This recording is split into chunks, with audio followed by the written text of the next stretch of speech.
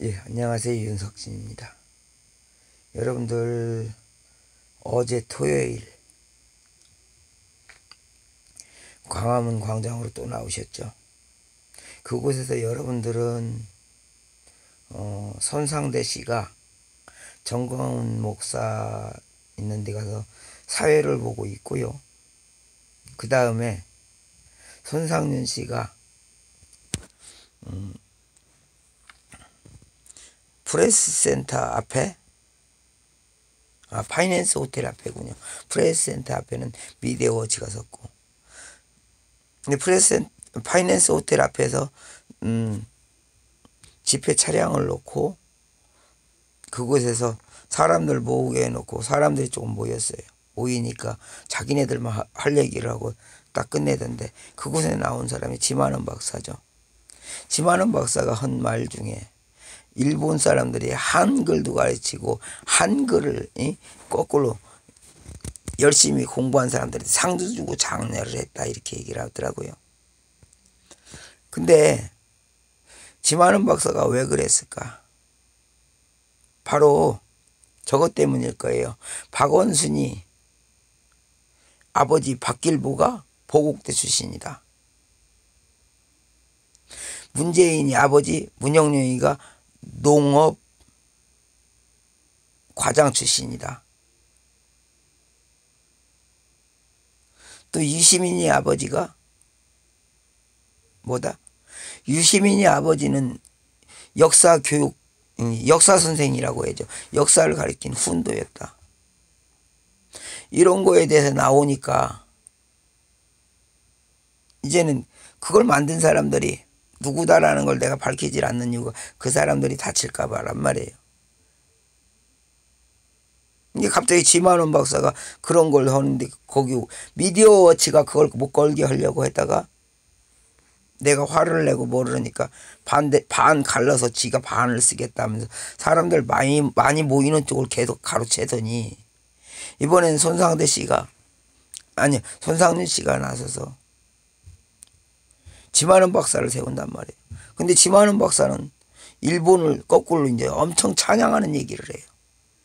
그가는 북계군이 나와서 5.18을 했다면서 박정희 대통령의 업적을 가지고 학도호국단이 나오고 방위병 만들어내고 예비군 만들어낸 걸 완전히 빨갱이로 몰아서 폄하했던 지만원 박사가 이번에는 거꾸로 어떻게? 기가 막힐 일이죠. 일본이 엄청나게 우리에게 많은 일을 했다. 물론 지금도요, 일본에서 부품 만들어내는 거, 그걸 우리가 받아들이지 않으면 안 되는 상황인 건 다 맞아요. 거의 다 맞는데, 그 지만원 박사는 어떻게 보면 학자란 말이에요.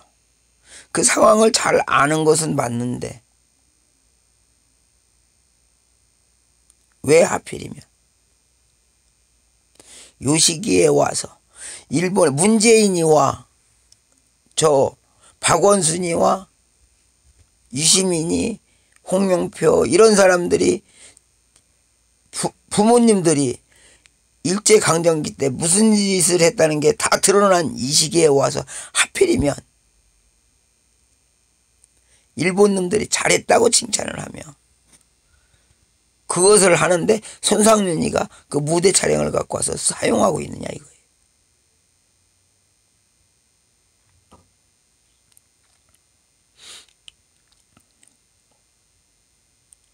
제가 박근혜 대통령 무죄 입증하는 자료를 걸은 것이지. 그리고 박근혜 대통령이 대통령에 당선된 그 정당을 위해서 했지. 저 사육을 위해서 했습니까? 내가 박근혜 대통령 무죄를 입증하기 위해서라면 그 박근혜 대통령이 적었던 그 이름까지 바꾸려고 그랬어요. 새누리당이고 새누리당의 원 정신은 백성을 하늘처럼 하는 민천 국정이다. 그게 박근혜 대통령에게 내가 원래 거론했던 새누리당 이름이고, 박근혜 대통령을 위해서 했다면서 북한 정권을 붕괴시키기 위해서라면 통일대방론을 펼쳐야 했다는 거죠. 근데 어떻게 보면은요, 이게 제 사욕일 수도 있어요. 박근혜 대통령한테 난 막 질타하듯이 했어요.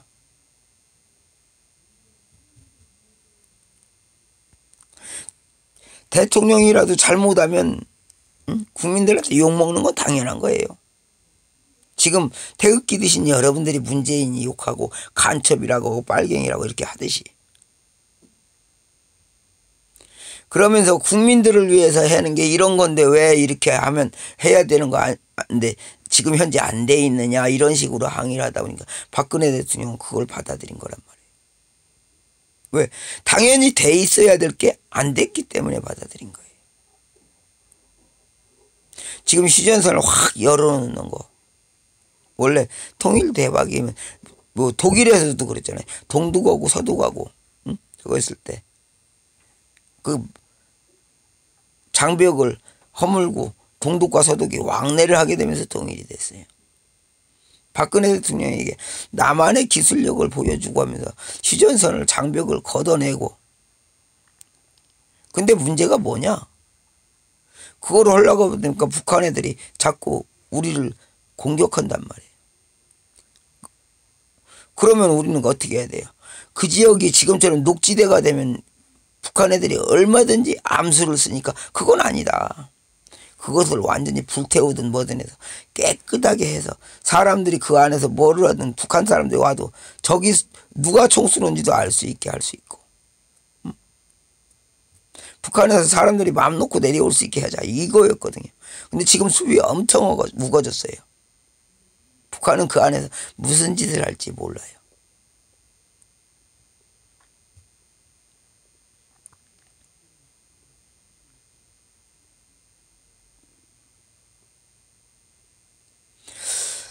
나는 어제 손상윤 씨네 그 무대차에 와서 저길래 그곳에서 박근혜 대통령 탄핵할 때 북한에서 탈북자들이라고 해야 될까요? 이 사람들이 와서 한 행동에 대해서 그거는 그들이 어떤 사람인지 신분을 몰랐기 때문에 우리나라 기자로 알았는데 박근혜 대통령 음해하는 사람들이 물론 통진당 하수인들도 있었지만 통진당에서 내려온 그 민중민주당이라고죠. 그들도 있었지만 실제 중요한 거는 기자들의 역할이죠. 근데 그 기자들 속에 탈북자들이 들어있었고 그걸 제가 마이크 잡고 얘기하려고 했어요. 근데 손상윤 씨냐 이 사람들이 내 입을 막은 이유가 뭘까? 아마 내가 다치기 때문이었을까요? 난 이미 얼굴까지 공개하고 공개적으로 이런 일을 하고 있는데 아니면 그들이 무슨 다른 욕심이 있었을까요? 그건 제가 알 수 없습니다. 그들 속에 있는 건 그들만이 알죠. 왜? 그들의 마음이니까. 저는 황당해서 즉 나는요 진짜 이 잘못된 거를 알리고 손상대 씨 맨날 그 탄핵 무효 외치잖아요. 다른 거 잘못된 거는 몰라도 탄핵 무효인 거는 분명히 맞으니까 그거 외치니까 그 사람에게 힘 실어주고 같이 가고 싶은 거예요. 근데 그 지난번에 잘못을 했단 말이에요. 잘못된 거는 그로 인해서 사람들이 자꾸 등 돌리게 되니까 거꾸로 지적을 하고 싶은 거고 만나기 힘든 사람들 그렇게라도 지적을 할 수밖에 없죠. 근데 어제 이야기하려고 하니까 내 얘기 나하고는 얘기도 잘 안 섞으려고 하는 게 손상윤 씨더란 말이에요. 이거 봐라. 그 밑에 있는 본부장이나 이 사람들은 나하고 얘기하면서 자꾸 그간에 있었던 저기도 알려고 하는데 손상윤 씨는 말도 안 섞으려고 그래. 사실 나는 손상윤 씨나 손상래 씨 보면요. 내가 박근혜 대통령한테 미래재단, 미래비전 뭐 케이스부재단 이런 걸 건의했고 이 헌법재판관제도를 내가 건의했던 사람이면 난 그 사람들이 박근혜 대통령을 해서 저렇게 할 때 얼마나 고마운 사람들이다 이렇게 생각하는 거거든요. 왜? 적어도 나를 인정해 주신 박근혜 대통령 그분에게 나는 감사하는 마음으로 지금까지 행동해 왔단 말이에요. 내가 어느 곳에서도 인정받지 못할 때 그래 절차 밟아서 이걸 해라. 차곡차곡 준비해라.